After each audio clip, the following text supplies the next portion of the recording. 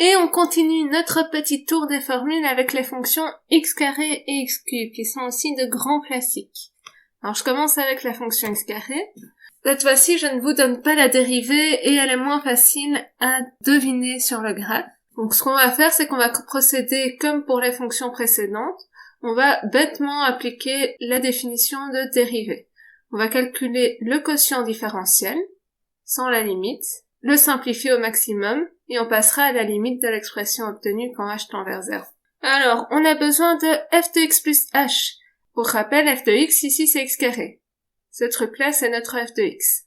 Donc c'est une fonction qui prend ce qu'on lui donne et qui le met au carré. Si vous lui donnez x plus h, elle vous sort x plus h le tout au carré, et ça, produit remarquable, ça vous fait x carré plus 2xh plus h carré.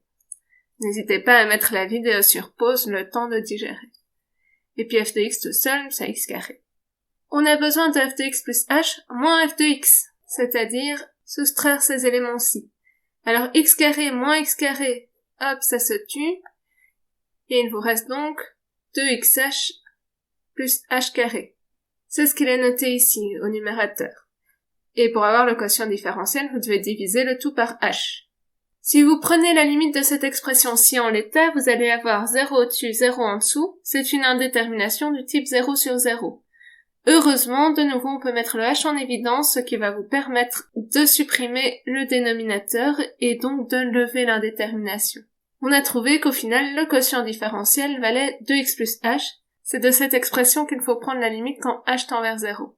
Si h se rapproche très très fort de 0, cette expression-ci va devenir 2x plus un truc de plus en plus proche de 0. 2x plus presque rien. Donc en fait, le tout va se rapprocher de 2x. C'est ce que j'ai noté ici. Prenez la limite quand h tend vers 0 du quotient différentiel, ce truc-ci, ce qui vous donne la fonction dérivée de x carré, et on a calculé que cette limite, elle valait 2x. Conclusion.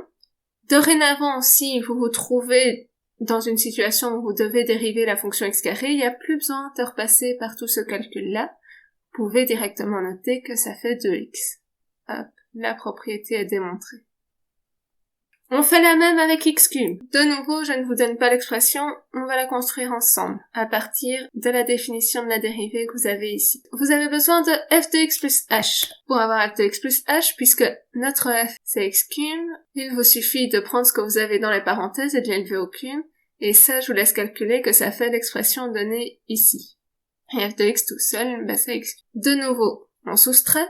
Le x cube va se tuer avec le x cube, et il va vous rester 3x carré h plus 3x h carré plus h cube. Il reste à diviser le tout par h. C'est ce que vous avez ici, la division par h. À nouveau, h peut être mis en évidence au-dessus, ce qui nous permet de simplifier le dénominateur. Et il vous reste donc 3x carré plus 3xh plus h carré. Et c'est de cette expression qu'il va falloir prendre la limite quand h tend vers 0. Alors, quand h se rapproche très très fort de 0, ceci ne va pas bouger puisqu'il n'y a pas de h dedans, il n'y a pas de raison. 3xh va devenir 3x fois un truc de plus en plus proche de 0. C'est-à-dire que ça va se rapprocher de 0. Et h carré, quand h se rapproche de 0, ça vous fait simplement 0, donc en fait, il vous reste simplement 3x carré.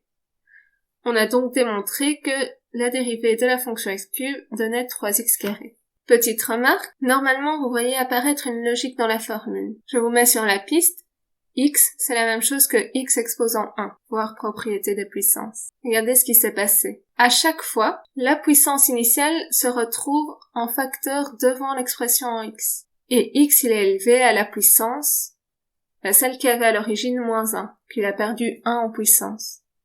Et en fait ça c'est un fait tout à fait général qui se retrouve pour chaque dérivée de puissance. Si vous voulez dériver la fonction x exposant n, vous prenez l'exposant et vous le multipliez par x à la puissance de la même moins 1. Par exemple, dérivée de x exposant 7, avec cette formule-là vous savez faire. Le 7 joue le rôle du n, et n on le retrouve ici devant, multipliant x à la puissance, alors 7 moins 1 ça vous fait 6.